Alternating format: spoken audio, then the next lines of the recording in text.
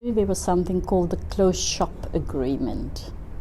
And the closed shop agreement meant that everyone belongs to this union. And so this building that you are interviewing me in now is the building that I was almost sacked.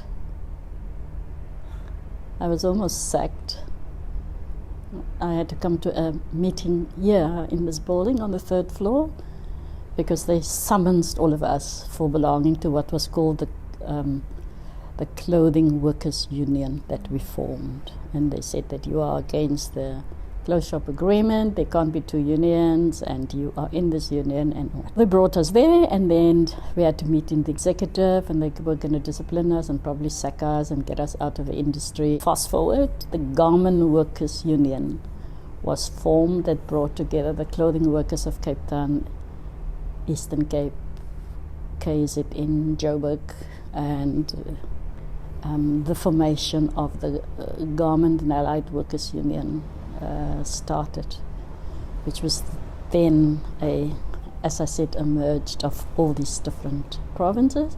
The workers mainly in the sewing and pressing and that division, which is the heart of the company, decided they've had enough of this little money that they are earning, and that a strike must be called. The demand was for 15 rand. And we went out on strike. When I say we, Salt River, Wynberg, Atlantis. So we went out on strike, this biggest strike in the clothing industry in the Western Cape ever in the labour movement. Biggest strike. We went out on strike,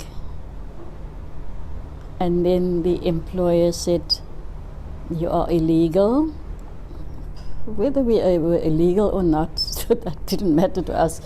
We went out on strike, we wanted more money. So what happened was the employer then said, no, we're not going to keep you here anymore. You don't seem to want to come back to work. And they kicked us out, both out of the factory. It was the best thing to happen, because we had to come into this building. There's Rex Reformers over there, we could walk here. So we came into this building, all of us together. There was a big hall downstairs, and we were the happiest bunch together, because now we're together, we're united. We had lots of support from communities. There was lots of sympathy for our efforts. We could then start the process of conscientizing workers about union. What does union mean? What does new mean? What does all of that mean?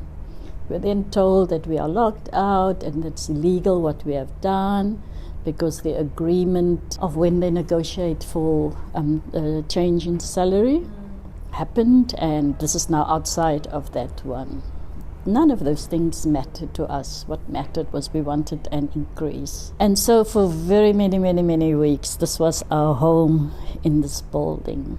And I still remember the guy, Louis Peterson, came up the stairs onto the 3rd floor, and he saw me, and he wanted to know what help can be given. And so there was this thing amongst a group of us, must we? But we savored the moment, because we could see change was happening, and this was going to be a lasting effect forever. So of course it was one of those greatest moments that we brought out this huge amount of clothing workers. And when I say clothing workers, I'm talking 80% women workers that were brought out. We won the increase that we asked for.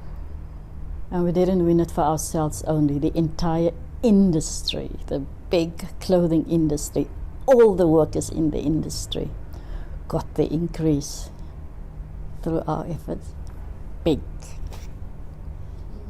My consciousness of the fight in the community made me understand the importance of having to organize and mobilize and assist on the factory floor of that change, because in the Clothing Workers Union we had lots of political education also. We were shown the forms of Norma Ray, of how she organized workers in the factory, how they jumped onto the desk and didn't work and so on. We went through lots of that education, and so that education that I received in the community was able to assist me very much on the factory floor.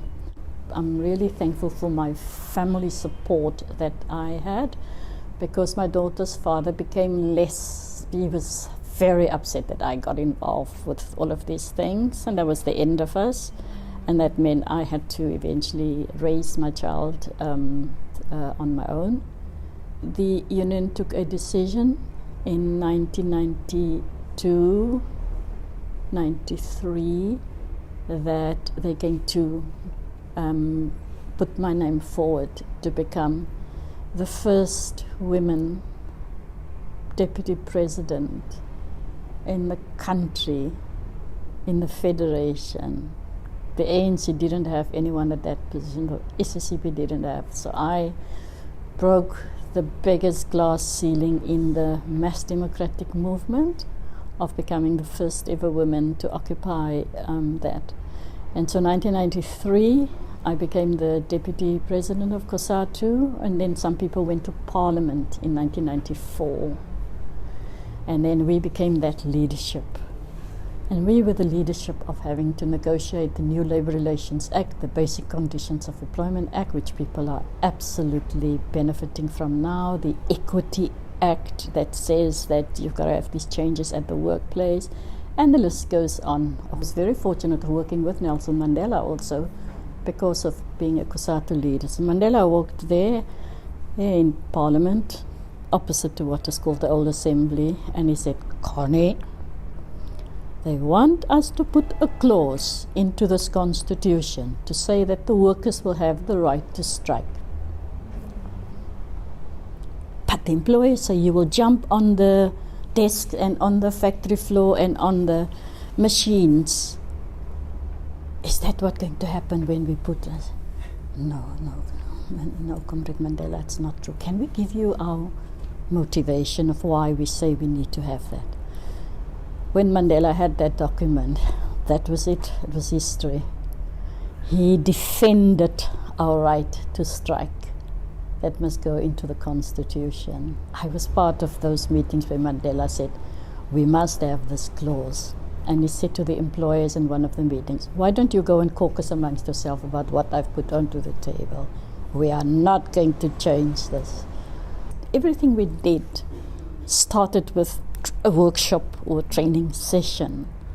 And I think those things helped quite a lot to enhance your skills, to help you, to make you understand, to give clarity of purpose, making sure that we understood, and so on. And so in the labor movement, we had a great amount of just education. So when I was given the opportunity to lead what was called the September Commission, and the September Commission was really the commission that had to talk about how do we deal with the trade union movement in the post-apartheid South Africa. What are the things that, I must quickly say, the majority of scenarios that we had in there absolutely played itself out in South Africa. The things we're experiencing now, go and read the September Commission, they're in there, because it said if we don't do this, this will happen. If we don't change like that, that will happen. It said in there, out of our own belly, new federations will be born also. And it's true, those things happen. We said that these were the political problems that we will face in South Africa if we don't land up in the land of milk and honey. And so in there was a section dedicated to female workers in there and what needs to be done. And in there it spoke about how do we need to organize. In there it gave recognition to the fact that female women will experience the things you asked me earlier on. You'll be away from home. There will be marital problems. Your children won't see you.